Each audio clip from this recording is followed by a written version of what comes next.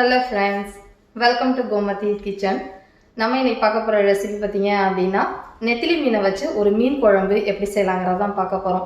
இந்த மீன் குழம்பு பாத்தீங்க அப்படினா ஏற்கனவே நம்ம சேனல்ல போட்ட மீன் குழம்பு மாதிரி இருக்காது.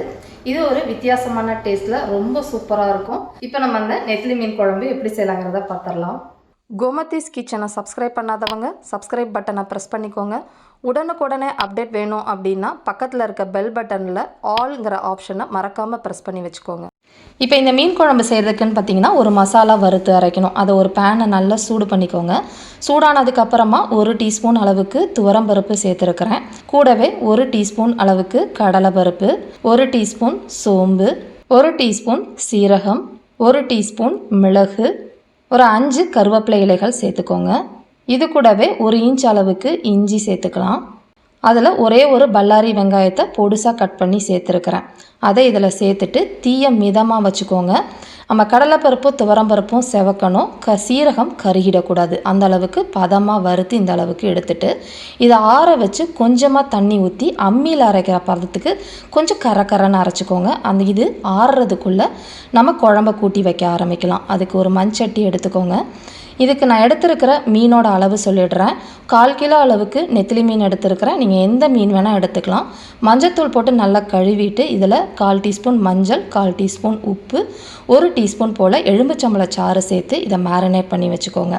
இப்போ இந்த குழம்புக்கு நல்லெண்ணெய் ஊற்றணும் அப்படின்னா ரொம்ப நல்லாயிருக்கும். அதுக்காக ஒரு 3 டேபிள் ஸ்பூன் அளவுக்கு நல்லெண்ணெய் சேர்த்துருக்கிறேன்.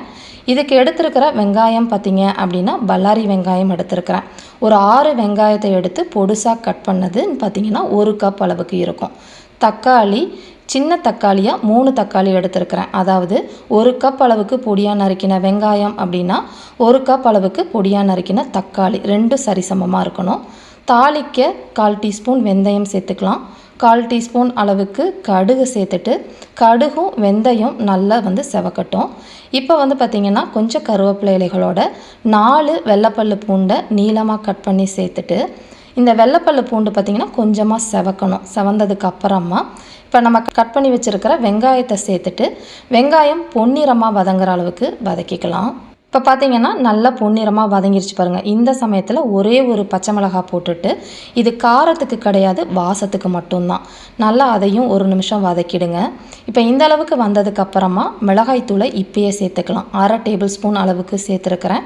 நல்ல கலர் கிடைக்கணுங்கிறதுக்காக ஒரு 1/2 டீஸ்பூன் அளவுக்கு காஷ்மீரி மிளகாய்த்தூள். இது கலர் தான் கிடைக்கும், காரம் இருக்காது. ஏற்கனவே நம்ம மிளகும் சேர்த்துருக்குறோம், அதனால் காரத்துக்கு ஏற்ற மாதிரி சேர்த்துக்கோங்க. நல்லா ஒரே ஒரு நிமிஷத்துக்கு அதை மிதமான தீயில வதக்கினதுக்கு அப்புறமா தக்காளியை போட்டுட்டு இப்போ இந்த குழம்புக்கு தேவையான அளவு உப்பை நம்ம இப்பயே சேர்த்துக்கிட்டோம் அப்படின்னா நமக்கு தக்காளி நல்லா வதங்கி வந்துடும். அதனால் ஒரு 1/2 டேபிள் ஸ்பூன் அளவுக்கு கல் உப்பு போட்டு வதக்கிக்கலாம். இப்போ பார்த்திங்கன்னா நல்லா தக்காளி குழஞ்சி வதங்கி வந்துருச்சு பாருங்கள். இந்த சமயத்தில் நம்ம வறுத்து வச்சோம் இல்லையா, அதை மிக்சியில் அரைச்சி வச்ச அந்த விழுதை இதில் சேர்த்துக்கலாம். அந்த விழுது பாருங்கள் எந்த அளவுக்கு திக்காக அரைச்சிருக்கேன்னு. இந்த மாதிரி அரைச்சிக்கணும். ரொம்ப நைஸாக அரைச்சிட்டிங்க அப்படின்னா அந்த டேஸ்ட்டும் டெக்ஸ்சரும் நல்லா இருக்காது. அம்மி இருந்துச்சுன்னா அம்மியில் அரைச்சிக்கோங்க. இப்போ இதில் தண்ணி எதுவும் ஊற்றாமல் 1 டேபிள் ஸ்பூன் அளவுக்கு மல்லித்தூள் சேர்த்துக்கோங்க.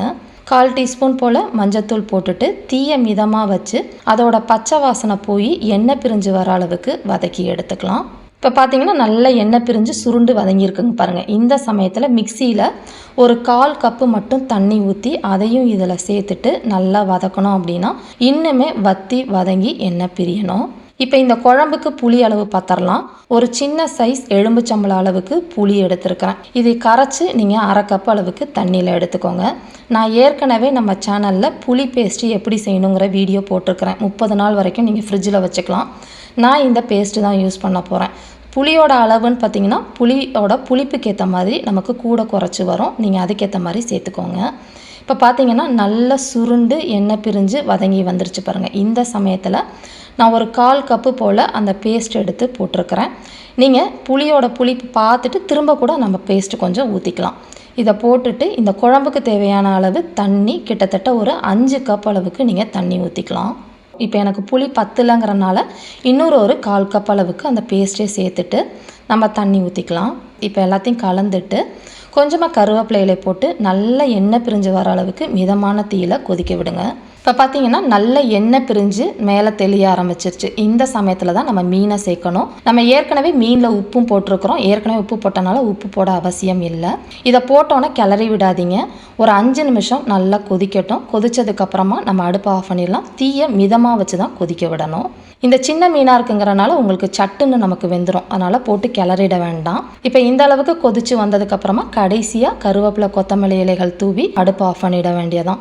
ரொம்ப சூப்பரான கமன்னு நெத்திலி மீன் குழம்பு ரெடி ஆயிடுச்சு.